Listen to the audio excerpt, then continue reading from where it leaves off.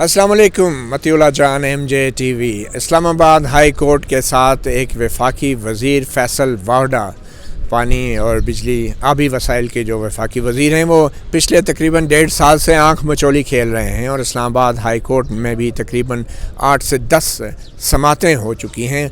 फैसल वाहडा पेश नहीं हो रहे। इल्ज़ाम उन पे ये था कि उन्होंने 2018 के इलेक्शन में एक झूठा हल्फिया बयान दिया, हलफनामा जमा कराया, जिसके मुताबिक वो दोहरी शहरियत नहीं रखते थे। और उसके बाद फिर यहाँ पे रिट दरख्वास्तें दायर की गई जनवरी 2020 में, जिनमें ये कहा गया कि फैसल वाहडा जब जून 2018 में उन्होंने अपने कागजात नामज़दगी जमा कराए इलेक्शंस के लिए, तो उस वक्त वो अमरीकी शहरियत रखते थे और उन्होंने झूठा हल्फिया बयान जमा कराया। इसकी बुनियाद पे वो केस चलता रहा, यहाँ पे समातें होती रही, वो पेश नहीं हो रहे थे। इस्लामाबाद हाई कोर्ट बार बार उनको तलब कर रही थी, पर उनके ख़िलाफ़ तौहीन अदालत की कार्रवाई भी शुरू की गई, नोटिस पे नोटिस। तौहीन अदालत के मुल्ज़िम के तौर पे भी वो पेश नहीं हुए। और आज तकरीबन 1.5 साल के बाद, आज जबकि फैसल वाहडा सेनेटर का इलेक्शन लड़ रहे हैं कराची से और ख़ुद जो है अपना कौमी असम्बली में वोट डाला उन्होंने, तो आज भी वो इस्लामाबाद हाई कोर्ट में जब उनकी तारीख़ लगाई गई तो वो पेश नहीं हुए। उनकी तरफ से एक तीसरे वकील, तकरीबन 3 वकील तब्दील हो चुके हैं, तीसरे वकील पेश हुए और उन्होंने कहा जनाब फैसल वाहडा ने तो कौमी असम्बली की रुकनीत से इस्तीफ़ा दे दिया है, अब तो ये केस ख़त्म हो जाना चाहिए, अब तो ये दरख्वास्तें गैर मौसर हो गई हैं, इन्फेक्शस हो गई हैं। जिस पे जो दरख्वास्त गुज़ार के सीनियर वकील थे जहांगीर जदून एडवोकेट, उन्होंने पॉइंट आउट किया कि जनाब, जो इस वक्त मेरे साथ भी मौजूद हैं, उनका ये कहना था कि मसला दोहरी शहरियत का नहीं है, क्योंकि कानून में तो दोहरी शहरियत जो है उस इलेक्शन की हद तक वो नायल होता है बंदा। मसला जो है वो झूठे हल्फिया बयान का है और अब वो सादिक और अमीन नहीं रहे। तो आज इस्लामाबाद हाई कोर्ट ने फ़ैसला महफूज कर लिया है। अब सब मुंतज़र हैं कि देखें इस्लामाबाद हाई कोर्ट क्या फ़ैसला करती है। मगर फैसल वाहडा के वकील की तरफ से आज जो इस्तीफ़ा पेश किया गया, उस पर जो वक्त था वो आज की तारीख़ में इस्तीफ़ा पेश किया गया। 9:25 का वक्त उस पर लिखा हुआ था, मगर अभी तक कौमी असम्बली के सेक्रेटेरिएट से इस बात की तस्दीक नहीं हुई कि यह इस्तीफ़ा मंजूर किया गया है या नहीं। इन तमाम मामलात पे हम बात करेंगे। हमारे साथ मौजूद हैं एडवोकेट जहांगीर जदून, जो दरख्वास्त गुज़ार के वकील हैं, और साकिब बशीर। एंड साकिब बशीर साहब अपना एक यूट्यूब चैनल भी है साकिब बशीर के नाम से, और इनसे हम मालूम करेंगे कि ये कहानी क्या है और कब से चली और अभी तक इसका अख्ताम क्यों नहीं कर पा रही इस्लामाबाद हाई कोर्ट। जहांगीर जदून साहब, सबसे पहले तो ये बताएं कि अभी इस्लामाबाद हाई कोर्ट ने फ़ैसला क्या किया है, महफूज किया है, क्या किया है, और इतनी ताख़ीर क्यों हुई है, और असल इशू आज क्या था? असल इशू तो ये था कि जो लास्ट डेट ऑफ हियरिंग थी उस पर उन्होंने आज आखिरी मौका दिया था कि आज आपने हर सूरत में इसका जवाब देना है कि आपने नेशनलिटी जो है वो कब रिनाउंस की है। तो आज जब उनके वकील से पेश हुए तो उन्होंने एक इस्तीफ़ा जो है एक लाइन का दिया है, स्पीकर को एड्रेस किया हुआ है फैसल वाहडा साहब ने कि जी मैं अपनी जो मेंबर नेशनल असम्बली हूँ उससे रिज़ाइन करता हूँ।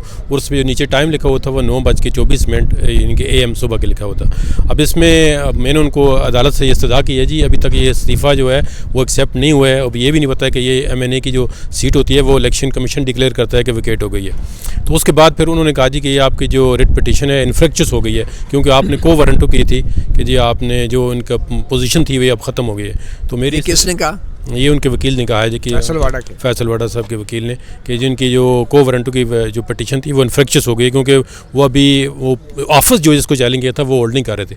हमने बेसिकली इस ऑफिस होल्ड के साथ साथ हमने यही चैलेंज किया था कि उन्होंने एक फॉल्स डिक्लेरेशन दी है अदालत के अंदर, झूठा हल्फिया बयान दिया है। क्योंकि जब ये सुप्रीम कोर्ट ने ये एफिडेविट जो डिस्क्राइब किया था इसमें 3 दिन एक्सटेंड किए थे कि 11 तारीख थी, 11 जून को आपने लास्ट जो है वो पहले 8 थी, 8 जून 2018, 8 के बाद 3 दिन सुप्रीम कोर्ट ने एक्सटेंड किए थे कि 11 जून 2018 पे तमाम जितने भी मेंबर प्रोविंशियल असम्बली होंगे, मेंबर नेशनल असम्बली होंगे, वो इलेक्शन कंटेस्ट करेंगे तो वो ये वाला एफिडेविट सबमिट करेंगे।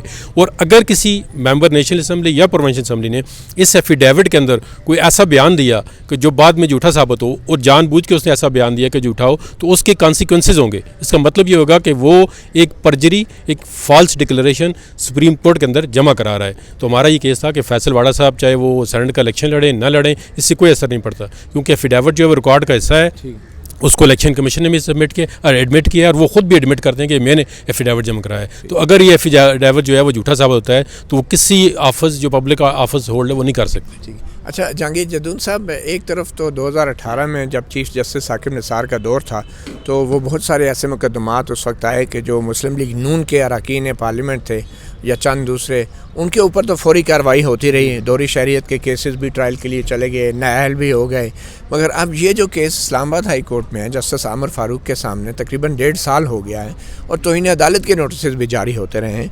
तो आपको क्या लगता है कि अगर इस्लामाबाद हाई कोर्ट ये बर वक्त फ़ैसला कर देती फैसल वाडा का, तो आज वो क्या सेनेट का इलेक्शन लड़ पाते?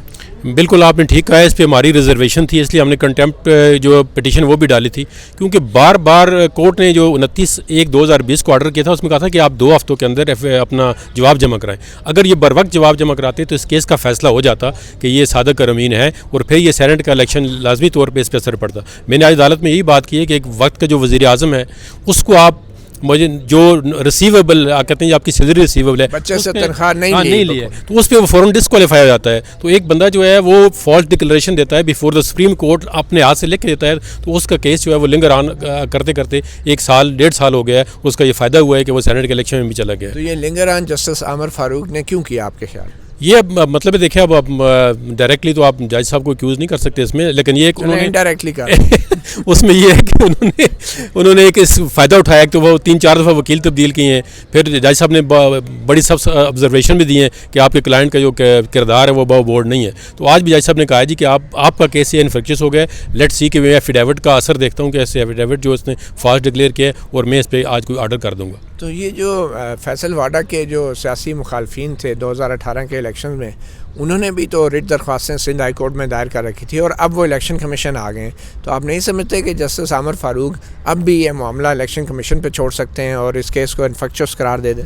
नहीं, अब इलेक्शन कमीशन की जो जुरिसडिक्शन है वो लदा है, हाई कोर्ट की लदा है। हाई कोर्ट जो है वो इलेक्शन कमीशन जो है उसका पाबंद नहीं है। इन्होंने को वारंटो के हमने एप्लीकेशन दिया, को वारंटो के जो अंदर जो है इनक्विजिटोरियल जुरिसडिक्शन होती है, वो कोई क्वेरी कर सकते हैं, वो क्वेश्चन पूछ सकते हैं, कोई एविडेंस जो है वो ले सकते हैं जो प्रमा फिशाई आपको नज़र आती है। तो इनकी जो अपने फैसला होगा वो बिल्कुल इंडिपेंडेंट होगा, वो इलेक्शन कमीशन के सब्जेक्ट नहीं है। अच्छा, तो आज भी अगर जस्टिस आमिर फारूक जो हैं आज ये केस नहीं सुनते तो वो तौहीन अदालत के मुकदमे का क्या बनेगा? क्या उसमें भी कोई फ़ैसला सुनाया जाएगा कि वो फ़ैसला तो वो तो भूल ही जाएगी कोर्ट के, चलो छोड़ो जी अब फैसला आ गया? मेरे ख्याल में तौहीन अदालत का मुकदमा था वो उस पर कार्रवाई इसलिए नहीं होती कि वो उनके वकील आ गए थे और उनका एक माइंड जो है अदालत का बन चुका है कि अब इसमें हमने क्या फ़ैसला करना है। क्योंकि तौहीन अदालत का केस तो ज़्यादा क्रिमिनल होता है और उसमें मुल्ज़म ज़ाती तौर पर पेश नहीं होना होता।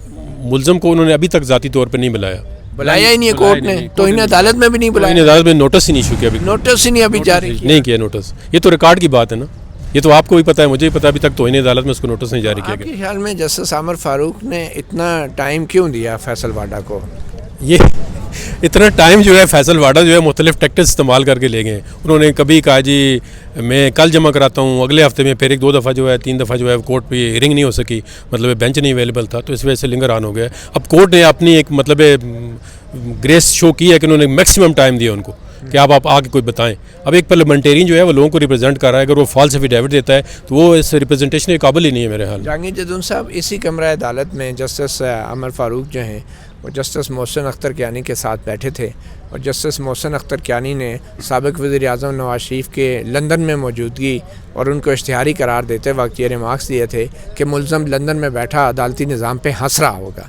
और जब आपने ये बात फैसल वाडा के केस में जस्टिस आमिर फारूक के सामने की कि ये मुल्ज़म भी अदालत पे हंस रहा है, तो आज आपको नहीं लग रहा कि आज फैसल वाडा जो है हमारे इस्लामाबाद हाई कोर्ट के अदालत और इंसाफ के निज़ाम पे क्या क्या लगा रहा होगा? नहीं, इंशाल्लाह मुझे उम्मीद है कि क्या क्या लगा रहा होगा, लेकिन उसका क्या का कुछ ना कुछ जस्टिस आमिर फारूक साहब को जो है उनका ज़रूर जवाब देंगे और अपना एक अच्छा मेरिट पे फैसला करेंगे, क्योंकि एफिडेविट जो है परमा फिशाई, और ये बार बार जज साहब ने अदालत में कहा है कि आपका केस नहीं है, आप एक आगे तारीख बता दें। अब जज साहब जो है इस कंक्लूजन पे पहुँच चुके हैं कि इनका एफिडेविट जो है वो झूठा है। मुझे लगता है कि इंशाल्लाह एक मेरिट पे फैसला देंगे। इंशाल्लाह अब दुआ ही कर सकते हैं जी। एडवोकेट इरफान साहब, आप भी इसमें पटिशनर, आपने भी ये जदून साहब से पूछा कि वो उधर बैठा लंदन में मुस्कुरा रहा होगा, उसका जिक्र का हवाला किया। तो आज जब सुबह फैसल वाडा ने नेशनल असम्बली में वोट पोल की है तो उसकी मुस्कुराहट ज़ूमैनी किस्म की और देखने वाली थी। देखें कि उसने अगर ये कहते हैं फैसल वाडा आज नेशनल असम्बली में वोट पोल करते वक्त आज के जो मुअज़्ज़ज़ जज हैं और ये जो अदालत है इस्लामाबाद हाई कोर्ट, इस पे मुस्कुरा रहे थे। सर हमारा जो निज़ाम इंसाफ है उस पर मुस्कुरा रहा होगा यकीनन। देखें किस तरह वो लिवरेज लेता यहाँ तक वो पहुँच गया। लिवरेज दी किसने? हमारे सिस्टम ने दी सर, अदालती निज़ाम ने दी हमारे। बहुत शुक्रिया advocate Irfan. Saqib Bashir senior journalist हैं, साकिब बशीर के नाम से यूट्यूब चैनल भी है इनका बड़ा पॉपुलर।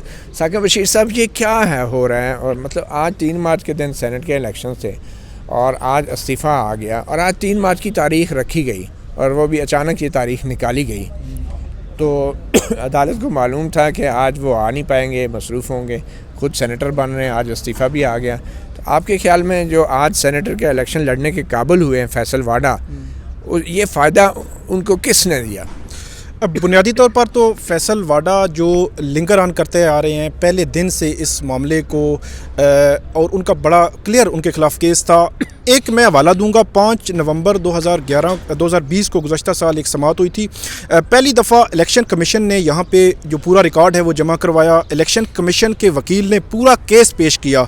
एक तरफ आप देखें कि इलेक्शन कमीशन में फैसल वाडा पेश नहीं हो रहे और इलेक्शन कमीशन में केस आगे नहीं बढ़ रहा, लेकिन इलेक्शन कमीशन के वकील ने पूरा केस यहाँ पे पेश किया, जिसके बाद जो जस्टिस आमिर फ़ारूक हैं उनके ये आर्गूमेंट जो उन्होंने इस पर रिमार्क्स दिए, उन्होंने कहा कि आपका जो फैसल वाडा के वकील के मुखातब करके कहा कि आपके जो केस है 1 मिनट का है और वो आप उसको बता दें जो कुछ आपने बताना है। बुनियादी तौर पे मेरा ये ख्याल है कि ऐसे केसेस में जो कोर्ट्स हैं उनको भी देखना चाहिए कि 29 जनवरी को एक जो नोटिस किया गया कि आप 14 रोज़ में जवाब जमा करवाएं, उन्होंने जवाब नहीं जमा करवाया। जून में फिर जो कंटेम्प्ट में भी नोटिस हो गया, फिर उन्होंने जवाब जमा नहीं करवाया। आज की डेट तक अभी भी जो कोर्ट है, हमने देखा कि उनके वकील उन्होंने बारहा ये कहा कि हमें मज़ीद वक़्त दें, हमें मज़ीद वक़्त दें, हमें मज़ीद वक़्त दें। मतलब 29 जनवरी से मामला शुरू हुआ और आज 3 मार्च है 2021, 1 साल से ज़ायद अरसा गुजर गया है, आज तक फैसल वाडा ने जवाब जमा नहीं करवाया और आज भी वो वक़्त मांग रहे थे। आज बहरहाल अदालत ने ये कहा कि आप बिल्कुल आपको हम वक़्त नहीं देंगे और इसका जो है फ़ैसला करेंगे। अब देखते हैं वो मामला जो है कहाँ पर रुकता है और कहाँ पर। लेकिन इलेक्शन कमीशन ने ये केस पूरा 5 नवंबर 2020 को पेश कर दिया था। आप भी इस अदालत में मौजूद थे और उन्होंने बिल्कुल क्लियर जो चीज़ें जो पिटिशनर ने पिन पॉइंट की हैं वही उन्होंने पूरा रिकॉर्ड जो है यहाँ पे जमा करवा दिया था। वो रिकॉर्ड अदालत के बल्कि जैतून साहब ने तो आज पॉइंट आउट भी किया कि जब 2018 के इंतखाबात से पहले कागजात नामजदगी जमा कराए गए तो उसमें हल्फिया बयान था कि मेरे पास कोई दोहरी शहरियत नहीं है और 18 जून के बाद 21 जून को उन्होंने अपनी शहरियत की मनसूखी के लिए दरख्वास्त दी। मतलब हल्फिया बयान देने के 3 दिन बाद अपनी शहरियत की मनसूखी जो अमरीकी शहरियत है उसके लिए दरख्वास्त दी। तो ये तो वाज़े तौर पे रिकॉर्ड से था कि झूठ बोल रहे हैं। तो ये बताएं साकिब बशीर साहब, आप इतने अरसे से इस्लामाबाद हाई कोर्ट कवर कर रहे हैं, ये फैसल वाडा में ऐसी क्या ख़ास चीज़ है जो शायद कुछ दूसरी सियासी जमातों के अरकान में नहीं, कि इस्लामाबाद हाई कोर्ट और मुअज़्ज़ज़ जज उन इतनी लचक का मुजाहरा कर रहे हैं, इतनी नरमी का मुजाहरा कर रहे हैं, ना वो के इल्ज़ामात का जवाब दे रहा है, ना वो तौहीन अदालत के केस का जवाब दे रहा है। 3 वकील बदल चुका है, 1.5 साल गुजर चुके हैं। क्या वो जो बूट वाली तस्वीर थी जो एक प्रोग्राम में, टीवी प्रोग्राम में वो बूट लेके आ गए थे, फौजी बूट, क्या उस वीडियो और उस तस्वीर की वजह से तो हमारे इदारे और मुअज़्ज़ज़ जज जो हैं वो मरूब तो नहीं हो गए? नहीं, मेरा ख्याल है कि इस पर क्या कमेंट हम कर सकते हैं। बज़ाहिर ज़ाहिर सी बात है जो वकला होते हैं उनकी राय भी क्लाइंट के लिए होती है। वो डेफिनेटली फैसल वाडा ये चाह रहे होंगे और वो इसमें कामयाब हुए हैं कि इस केस को किसी ना किसी तरह लिंगर ऑन किया जाए। और जो वकील हैं, कौंसल हैं, उनके यकीनन उन्होंने कुछ ऐसे मशवरे दिए होंगे कि इसको कैसे जो है वो आगे हम लेके चल सकते हैं, कैसे ये मामला लटक सकता है। तो वो मुख्तलिफ़ केसेस में हम देखते हैं कि बाज़ औक़ात ये होता है कि वो लिंगर ऑन हो जाता है। लेकिन मजमूई तौर पर मेरा ख्याल है कि जो ज़ाहिर सी बात है कोर्ट्स को भी ये चाहिए कि जो भी मामला है, अगर आम किसी बंदे के साथ किसी को नोटिस हो रहा है, उसका जवाब जो है वो बड़ा टाइमली उससे लिया जाता है, तो जो खवास हैं उनके साथ भी ऐसा ही रवैया होना चाहिए। मेरी ये राय है। तो इस तरह का जो ख़ास लचक दिखाई जाती है खवास के लिए, तो इससे तो जस्टिस शौकत अजीज़ सिद्दीकी साहब, जिनके ख़िलाफ़ अभी उनको ओहदे से हटा दिया गया जुडिशल काउंसिल ने, उन्होंने जो एक तकरीर की थी कि यहाँ पे बेंच कैसे बनते हैं और यहाँ पे इंसाफ कैसे होता है और कैसे जजों को रोका जाता है कि फ़लाँ को जो है आपने ज़मानत नहीं देनी, हमारी 2 साल की मेहनत ज़ाया हो जाएगी। तो वो इल्ज़ामात तो फिर दुरुस्त लगते हैं जब इस तरह के अहम केसेस के अंदर अदालतें फ़ैसले में ताख़ीर करती हैं। और आज इतना बड़ा एक मुल्ज़म वो फैसल वाडा नहीं बल्कि आज फैसल वड्डा बन गया है। अदलिया के निज़ाम से भी वड्डा हो गया कि वो आज सेनेट के इंतखाबात में वोट भी डाल रहा है और सेनेट का इलेक्शन भी लड़ रहा है। और यहाँ पे हम इस्लामाबाद हाई कोर्ट अभी तक ये फ़ैसला नहीं कर सकी। तारीखें बहुत वाज़ेह थी 1.5 साल में कि उसका बयान सच्चा था या झूठा, और अभी भी कह रहे हैं कि अब तो वो रिज़ाइन हो गया है, वो उसके रिज़ाइन के बाद ये केस भी बनता है या नहीं, इस पर भी अभी फ़ैसला आना है। तो वो शौकत अजीज़ सिद्दीकी साहब की बातें आपको दुरुस्त नहीं लगती? जी, उस पर ज़ाहिर सी बात है, अभी केस जो है वो सुप्रीम कोर्ट ऑफ पाकिस्तान में है, जस्टिस शौकत अजीज़ सिद्दीकी साहब का, उसमें सारी चीज़ें मतलब हमारे सामने हैं, उसमें दो राय नहीं है। लेकिन ये है कि इसमें डेफिनेटली सवालात तो उठते हैं कि जब बड़े क्लियर जो केसेस हैं वो उनको वो पेंडिंग हो जाते हैं, उन पे बर वक्त जो है वो फ़ैसला नहीं होता।